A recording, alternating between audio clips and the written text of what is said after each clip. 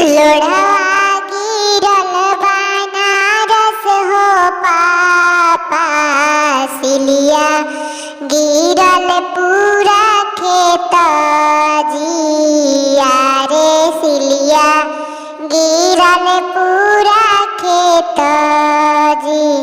धिया परलस साजन घर पापा रे, पापा सुते निश्चिंत जिया रे, सुती निश्चिंत जी।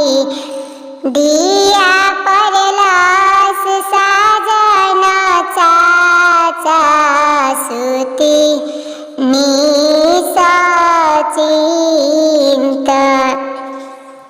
जी। किनी कारणे पापा घर आजन बाजन बाजे, पापा हो आजन बाजन। किया हो कारण हो पापा, करे लहो मोर बियाहवा रे, करे लहो मोर बियाहवा।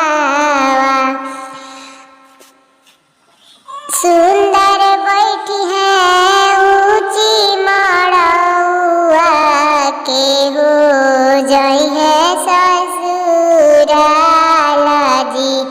आरे के सुंदर बैठी है मड़उआ, के हो जई है ससुराल जी। हमारी महलिया हो बेटी, आजन बाजन हो बाजावा। अरे तू सुंदर हो बेटी, बैठबू ऊंची मड़उआ। तू सुंदर हो बेटी, बैठबू ऊंची मड़उआ।